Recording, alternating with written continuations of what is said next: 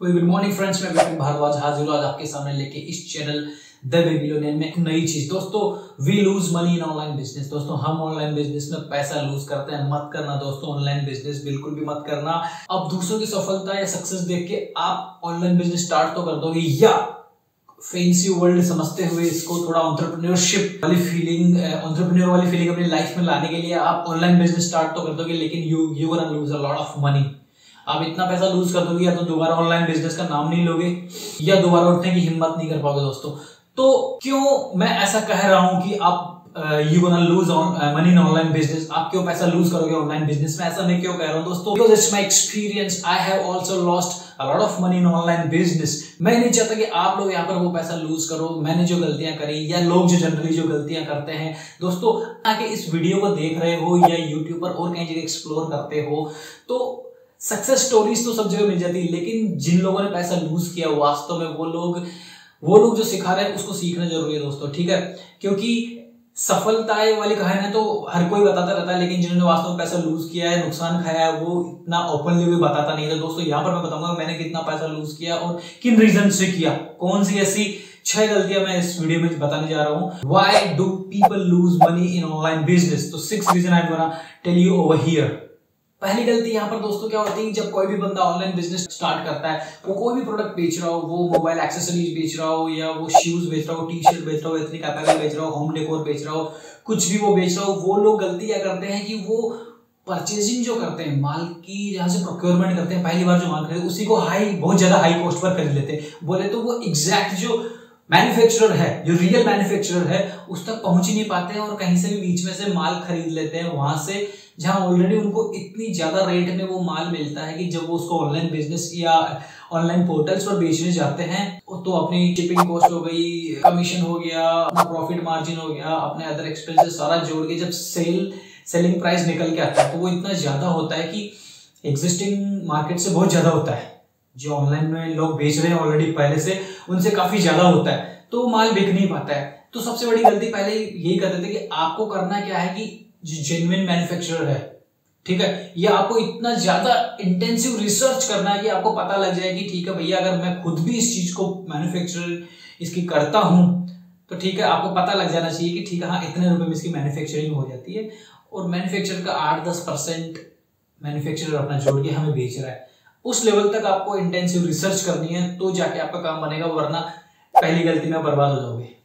दूसरी कमी दोस्तों, लैक ऑफ फंड्स। मारवाड़ी में, राजस्थानी में कहावत है कि ओछी पूंजी धंधे को खाती है। वो ओछी पूंजी बोले तो कम पैसा अगर आपके पास, बिजनेस आप कर रहे हो तो वो धंधे को खाता है, ठीक है? आपके पास इनफ बैकअप होना चाहिए, इनफ पैसा होना चाहिए उस समय के लिए जब आपके पास बहुत ज्यादा ऑर्डर आ रहे हैं, या उन चीजों में खर्च करने के लिए जो बिजनेस को सुगम बनाते हैं, आपकी सेल्स को बढ़ाते हैं। For example, product analysis tool होते हैं, कॉम्पिटिटिव एनालिसिस टूल होते हैं, कीवर्ड ऑप्टिमाइजिंग टूल होते हैं, पेड प्रमोशन में पैसा खर्च करना पड़ता है, पेड कैंपेनिंग में पैसा खर्च करना पड़ता है। तो ये सब पैसा अगर आप खर्च करने को रेडी हो, या उस लेवल तक आप अपना बैकअप रखते हो पैसे का कि ठीक है, जरूरत पड़ जाए तो ये थोड़ा बहुत पैसा आपने खर्च करते रहना है टाइम पे, या आप मेंटली उतने ब्रॉड माइंडेड हो कि ठीक है, आप समझते हो इन चीजों का इंपॉर्टेंस, ठीक है, तो you will be successful. Otherwise ज्यादा जो लोग लूज करते हैं, पैसा लूज करते हैं ऑनलाइन बिजनेस में, this is one of the major reason. Third reason दोस्तों यहाँ पर,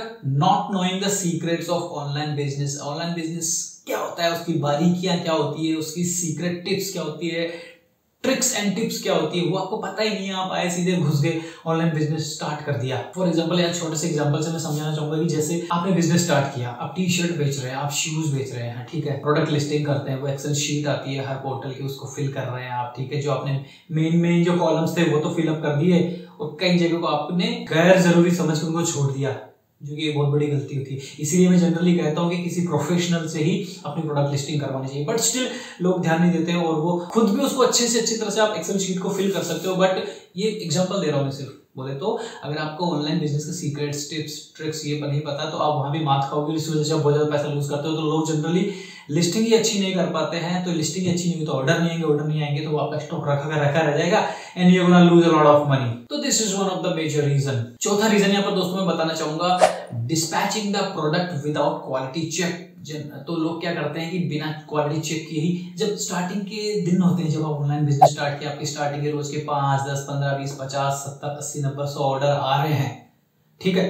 तो उन दिनों में आप जब प्रोडक्ट को डिस्पैच करते हो, मान लीजिए आप कुर्ती सेलर हो, ठीक है, आपके ठीक है फला रेड कलर की कुर्ती का एल साइज का ऑर्डर आया है, तो आप या आपका जो वर्कर होगा वो क्या करेगा, ठीक है, वहां जाएगा, रैक में देखेगा, ठीक है, वो रेड कलर वाली कुर्ती का एल साइज का ऑर्डर है, वो उसको वहां से निकालेगा, पैक करेगा, ठीक है, और डिस्पैच कर दिया। ऐसा नहीं होना चाहिए। आपको पता है जब आप कुर्ती, कुछ भी, मैंने कुर्ती बिजनेस का एक एग्जांपल लिया, तो क्या होता है कि जनरली करना क्या चाहिए, ठीक है, जब आपके स्टार्टिंग के ऑर्डर, जब आपके एक 1500 ऑर्डर आ रहे हैं, तो उसकी अलग स्ट्रैटेजीज होती है, उस चीज को कैसे मैनेज करना है। मैं स्टार्टिंग जो बिजनेस करने वाले होते हैं उनके लिए बता रहा हूँ, ठीक है। आपके दिन के 50 ऑर्डर है, तो आपको क्या करना चाहिए, उस कुर्ती को निकाला, पहले उसको खोल के चेक किया कि उसमें कहीं मिसप्रिंट तो नहीं है या कोई कलर मिसमैच तो नहीं है, या ठीक है, फिर उस पर एल साइज का ऑर्डर आया, तो एक बार क्या करोगे, मेजर करके देखोगे वाकई में एल साइज की ही है नहीं। कई बार क्या होता है, जो फैक्ट्री में जहां से माल बन रहा होता है, तो गलती से एम की जगह एल चिपक गया, एल की जगह एक्सएल चिपक गया, साइज टैग जल्दबाजी में, क्योंकि वहां पर तो बिखरा हुआ रहता है ना, तो उल्टा सीधा चिपक के आ जाता है।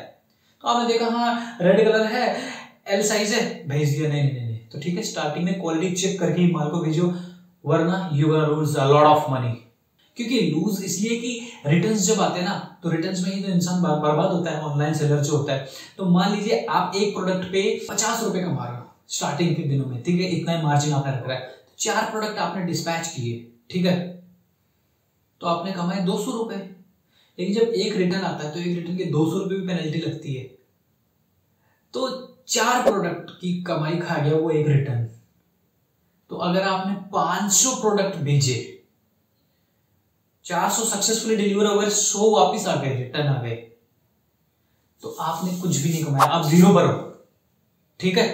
400 प्रोडक्ट जो सक्सेसफुली डिलीवर हुए, उनकी कमाई को वो 100 जो रिटर्न आए वो खा गए, तो हिसाब बराबर भैया, क्या कमाया क्या कर लिया। तो this is one of the reason why people lose money in online business.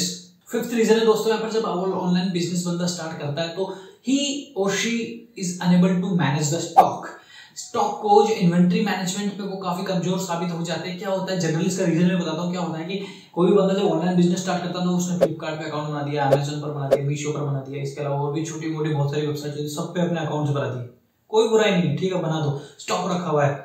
लेकिन क्या होता है कि जब अमेजोन पे कितना माल जा रहा है, फ्लिपकार्ट पे कितना माल जा रहा है, मीशो पर कितना जा रहा है, तो उसको ये पता ही नहीं रहता कि कौन से वाला प्रोडक्ट कमी आने वाली है, या मुझे दोबारा रिस्टॉक करना चाहिए, दोबारा बनवाने का ऑर्डर देना चाहिए, ठीक है। तो वो स्टॉक मैनेज नहीं हो पाता है। तो उसमें होता क्या है कि जैसे मान लो स्टॉक मैनेजमेंट, स्टॉक खत्म हो गया, अब उधर आपके ऑर्डर आ गया, मान लो अमेजोन पे एक फला ब्लैक कलर की टी शर्ट का ऑर्डर आ गया, आप जाके देखोगे तो स्टॉक तो खत्म हो गया, पता ही नहीं चला। लड़के बोलेंगे सर वो आप कल 50 ऑर्डर फ्लिपकार्ट पे आए थे, तो वहां डिस्पैच हो गया, तो खत्म हो गया माल सारा।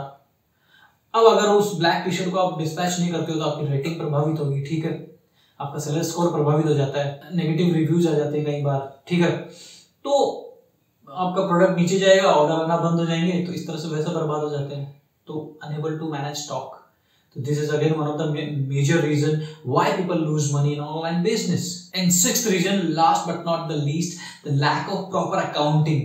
कमी रह जाती है अकाउंटिंग में। आप जनरली शायद 70-80% जो ऑनलाइन सेलर होते हैं उनके साथ तो यही कहानी होती है कि उनको जाके पूछोगे तो उनको पता ही नहीं होता कि कितने का स्टॉक वो डिस्पैच कर चुके हैं, कितना इन ट्रांजिट है, कितना रिटर्न में वापिस आ रहा है, रिटर्न होके वो इन ट्रांजिट में कितना रिसीव हो चुका है, कितना प्रोडक्ट खराब होके आया है, उनको तो वो अकाउंटिंग हो ही नहीं पाती, मैनेज नहीं हो पाती ऑनलाइन बिजनेस का। ये बहुत बड़ा लफड़ा है, ये मैंने खुद ने फेस की हुई है प्रॉब्लम ये, ठीक है।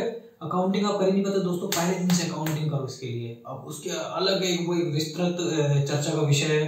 तो यहाँ पर मैंने 6 मेन रीजन बताने चाहिए जिनकी वजह से ऑनलाइन बिजनेस में जो न्यू एंटरप्रेन्योर होते हैं वो लूज करते हैं मनी। तो आई होप आपको दोस्तों ये वीडियो अच्छा लगा, प्लीज अच्छा लगा सब्सक्राइब कीजिए मेरा channel. Thank you very much.